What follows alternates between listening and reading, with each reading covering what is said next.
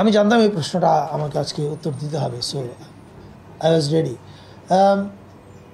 দেখেন, আমি নিজে সরকারের একটা অংশ, ফলে আমি তো আর এখন অ্যাক্টিভিস্ট না। অ্যাক্টিভিস্ট হলে আমি অনেক কথা বলতাম বেশি, কিন্তু এখন সরকারের অংশ হয়ে আসলে আমাকে কথা কম বলে কাজ বেশি করতে হবে। এটার মধ্যে আপনার একটা উত্তর থাকতে পারে। আর দ্বিতীয়ত, আপনি যদি এই মামলাটার ব্যাপারে আমার অনুভূতি বা আমার প্রতিক্রিয়া কী এটা জানতে চান, আমি মনে করি যে ইরেশ জাকেরকে আমি পার্সোনালি চিনি।